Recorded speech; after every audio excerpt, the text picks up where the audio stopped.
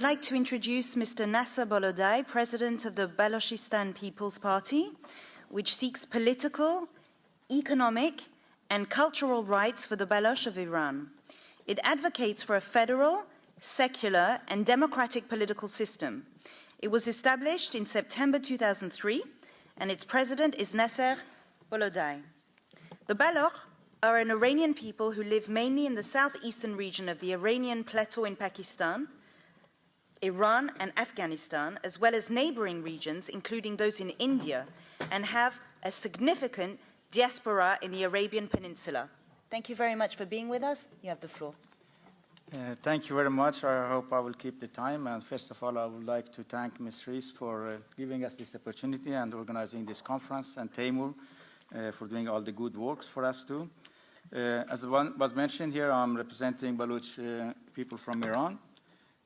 What's happening in Balochstan in Iran, it's the same thing. Sometimes people would talk about the imperialism and colonization previously during the last centuries, but the thing is that when you come to post-colonial colonization and occupation, it's much more worse. We Baloch have experienced the British occupation, but what's happening now in Balochstan, in Iranian side, to some extent is much worse.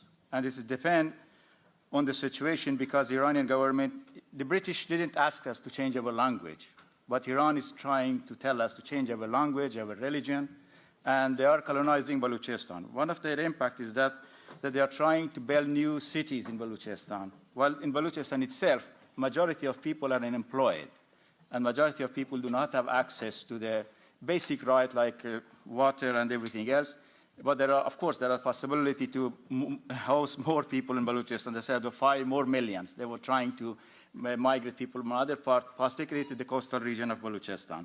And this was started during the Shah's time, but during the Rouhani, it has been extended.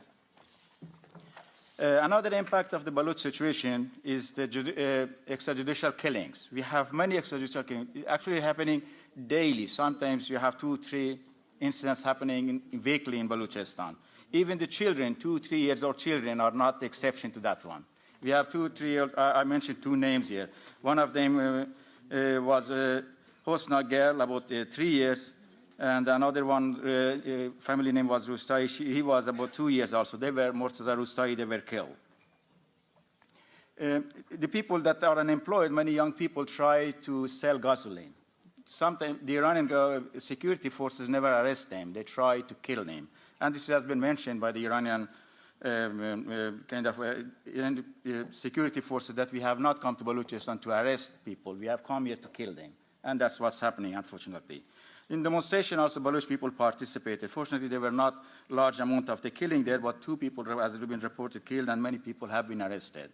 Balochstan was, of course, one of the last region in Iran which was connected to the internet. It was due to the tension in the region. And that was partly because of this arrest of the Molavi Kuhi. He was a sermon in a very small village. He questioned the Iranian government's right to kill protesters, because he said, well, you have in your constitution people have right to demonstrate. But then if people demonstrate, you go and kill them. And for that, he has been arrested, and nobody knows what's happening with him. And I here has to mention also other Baloch prisoners. As was mentioned, the people from the national minority region do not get same attention. What's happening in Tehran, always in the news. But we have, for instance, one Baloch has been arrested, Malek Saber Reisi. He was 15 years old at the time he was arrested. Now he's been in prison for about 10 years. Still he's in prison, and he's now about 20, 25 years old. Another one is Amanullah Baluchi, Abdullah Rahim Kui. They have been sentenced to death. And Nuruddin Kashani, Nasrullah Azrani, and Nurullah Ambarzei, and of course I mentioned Molavi Kui. What we want from Iranian government, as was mentioned, is a federal state. But that's the problem in Iran, because in Iran the government is not giving. و دولت این حقوق نمیده به مردم و بسیاری از اپوزیسیون های ایرانی هم همین وضع رو دارن و ما همین وضع رو داریم در ایران و به خاطر همین دلیل هست که فکر میکنیم که ایران اگر هیچ دیالوگی بین اقلیت های قومی و اپوزیسیون نباشه با دولت ایران، باید مطمئن شیم که باید حتما یک آینده سکولار داشته باشیم برای ایران، برای هر دو طرف، هم برای اون مرکزی ها و برای اقلیت های قومی، و باید واقعا قدرت ها to much more dire situation for Iran. That's why we think the international community, we have seen Iran is a kind of international situation because of its government and ideology. So we think the international community can help to make sure that there is a dialogue between different opposition groups in Iran, because many of them have their representative abroad, and at the same time to make sure that the Iranian people that are inside Iran get the opportunity to get, for instance, I don't know if practically it's possible to give people opportunity to avoid the Iranian internet. If there is a possibility, that would be very nice, because the Iranian government, whenever there is a demonstration, they would disconnect people from the internet. As was mentioned here, I think Ms. Shirin Nebadi mentioned, I think it's very important that the national community react to what's happening in Iran currently. And that would be one example, would be to call back their ambassador from Iran. This would put pressure on the Iranian government. And another practical thing that the European Union can do for Iran's situation is creating possibility for people to send their own messages, because sometimes it's very difficult for the people to connect to us as a political group.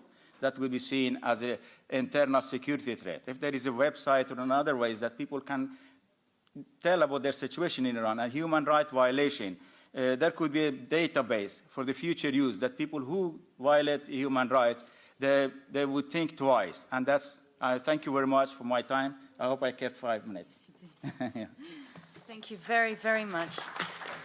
Thank you for naming the prisoners, because providing names of the prisoners really gives a human face to those who are not only in Tehran but on the outskirts, and also for the very concrete recommendation of recalling back EU ambassadors from Iran, which is a very concrete recommendation.